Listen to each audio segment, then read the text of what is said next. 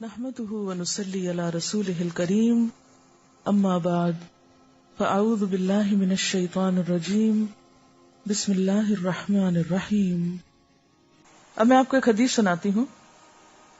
حضرت ابو ہریرہ رضی اللہ تعالی عنہ سے روایت ہے کہ رسول اللہ صلی اللہ علیہ وسلم نے فرمایا، دو کلمات زبان پہ بہت ہلکے ہیں، میزان میں بہت بھاری ہیں، رحمان کو بہت محبوب ہیں، سبحان اللہ و بحمدہ سبحان اللہ العظیم۔ ایک دوسری حدیث میں صرف سبحان اللہ و بحمدہ، اس میں سبحان اللہ العظیم نہیں ہے۔ یہ حدیث بھی حضرت ابو ہریرہ سے روایت ہے۔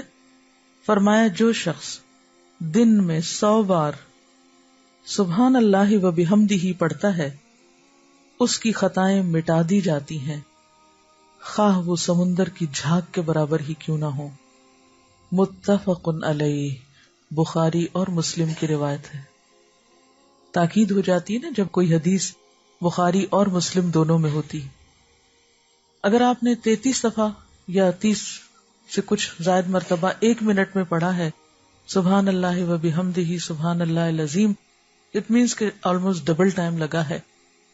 اگر آپ صرف 1 دفعہ پڑھتے ہیں سبحان اللہ و بحمدہ تو 1 منٹ میں آپ 60 یعنی 60 دفعہ آسانی سے پڑھ سکتے ہیں، اور زیادہ سے زیادہ 1.5 منٹ میں آپ یہ عمل کر سکتے ہیں سبحان اللہ و بحمدہ 100 دفعہ پڑھنے کا۔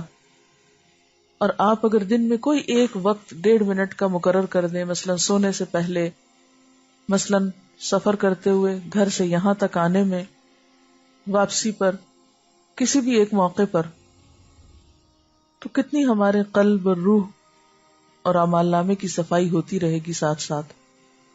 لیکن اصل بات یہ ہے کہ ہم اپنے اوقات کو منظم کرنا جانیں اور ان لمحات کی قدر کریں، ان منٹس کی قدر کریں۔ بعض اوقات ہم منٹ بھر کے لیے خاموش بیٹھے رہتے ہیں، سوچتے رہتے ہیں، فکر کرتے رہتے ہیں، نہ کچھ بولتے ہیں، نہ کہتے ہیں، نہ خصوصاً جو لوگ ڈپریشن میں ہوتے ہیں بعض اوقات کوئی بات کرنا بھی بھول جاتے ہیں، ذکر کرنا بھی بھول جاتے ہیں۔ تو ایسے میں اگر ذکر کیا جائے تو اس ڈپریشن سے بھی نکل آئیں گے، کیونکہ عموماً ڈپریشن کی وجہ بھی یہی ہوتی ہے نا کہ انسان کے ذہن پر، انسان کے دل پر کچھ بوجھ ہوتے ہیں، وہ بوجھ اس کو اتنا دبا دیتے ہیں، اتنا نیچے گرا دیتے ہیں۔ ڈپریسڈ کا مطلب ہی کیا ہے؟ لفظی مطلب یا لغوی مطلب کیا ہے؟ ڈپریشن گڑھے کو کہتے ہیں یا نچلی جگہ کو کہتے ہیں۔ تو انسان کو گڑھوں میں لے جاتے ہیں گناہوں کے یہ بوجھ، بعض اوقات یا گلٹ یا کوئی غم یا دکھ یا تکلیفیں۔ تو ان سے نکلنے کا واحد ذریعہ اللہ کی ذات کو تھامنا ہے، اور اس کا طریقہ اللہ کا ذکر ہے، جو ہمارے لیے کچھ بھی بوجھل نہیں، کچھ بھی بھاری نہیں۔ اگر ہم سنجیدگی کے ساتھ صرف اپنے ساتھ تہیہ کر لیں، عہد کر لیں، اپنے آپ کو عادت ڈال لیں، کسی ایک ٹائم کے ساتھ اس کو باندھ لیں، اپنے اہداف کو اوقات کے ساتھ باندھیے، جو آپ ایم کریں، جو ٹارگٹ کریں، اس کے ساتھ جب تک ٹائم نہیں باندھیں گے کام نہیں ہونے کا۔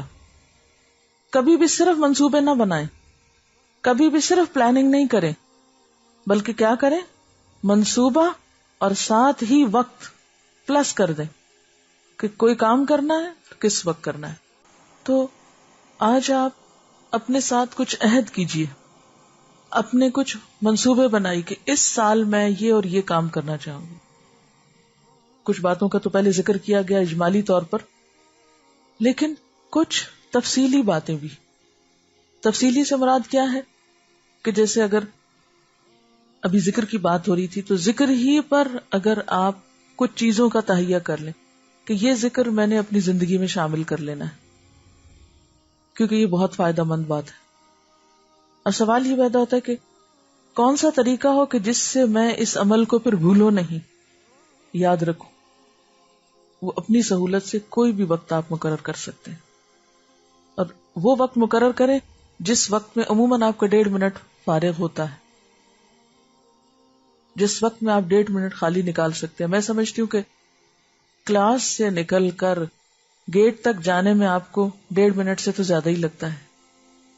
اگر تو کوئی ضروری بات ہے تو آپ ضرور کیجئے ایک دوسرے سے، لیکن اگر کوئی خاص بات نہیں، کوئی بامقصد بات نہیں، تو آپ اس وقت کو بھی باندھ سکتے ہیں کہ یہاں سے نکلتے وقت، گیٹ تک پہنچتے وقت یا گاڑی تک بیٹھتے وقت اگر آپ ایک چھوٹی سی تسبیح یا انگلیوں پہ گننے کی عادت ہو تو زیادہ ہی اچھا ہے. اگر اس وقت میں بھی آپ سبحان اللہ و بحمدہ 100 دفعہ کر لیں تو انشاءاللہ تعالی آپ روحانی طور پر بہت ہلکا اپنے آپ کو محسوس کریں گے. اور یہ وہی 1.5 منٹ ہوگا کہ جس کی مرتے وقت ہم کتنی بھی خواہش کریں، کتنی بھی تمنا کریں، وہ ہمیں نہیں مل سکتا.